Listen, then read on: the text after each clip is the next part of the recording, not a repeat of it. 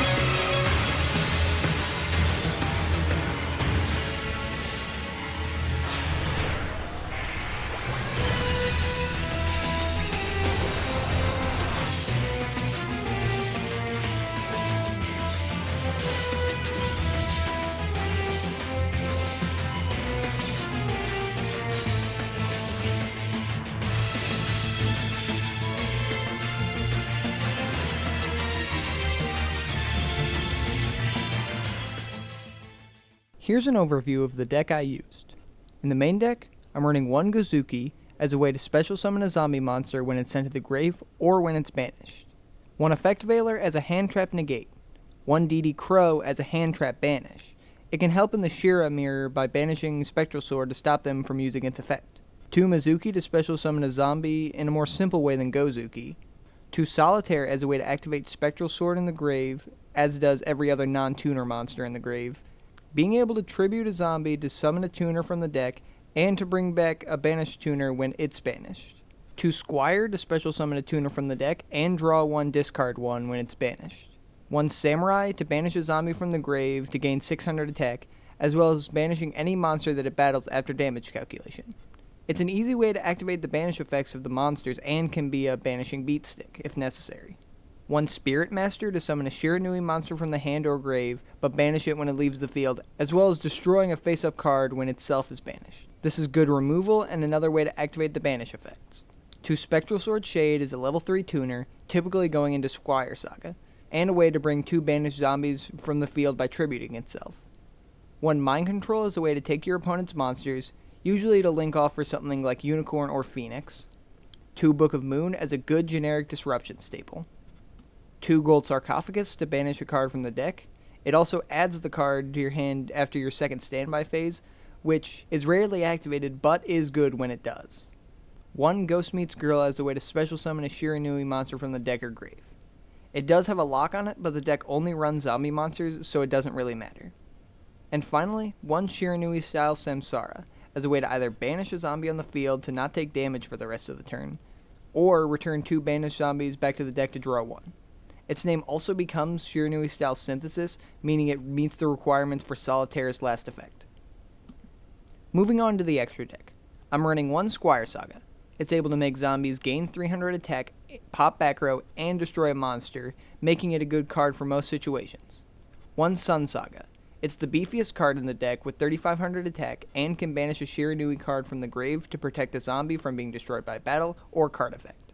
Also, when it's summoned, you can send a zombie synchro monster that's either banished or in the grave back to the extra deck and pop as many cards on the field as the amount that you sent back. It's easy to set up with Skill Saga and the second effect of the skill as well. 1 Doom Kaiser Dragon as a level 6 synchro that Spectral Sword can go into.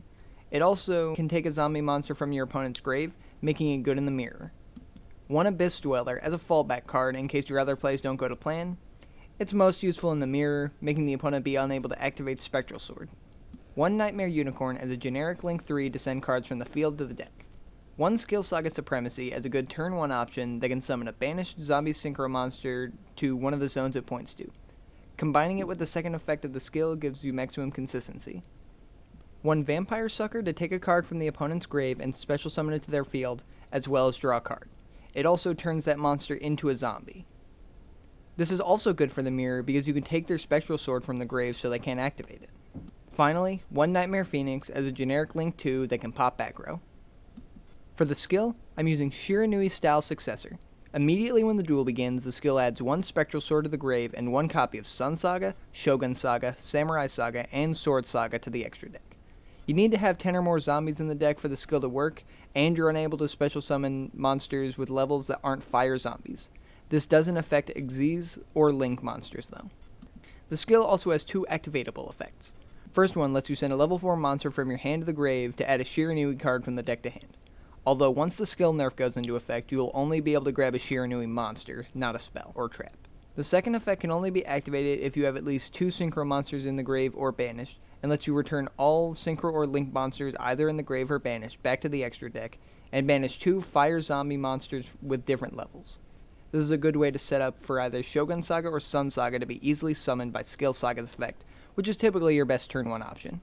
Anyway, if you made it to the end of the video, I appreciate it. Thank you, and I wish you all the best.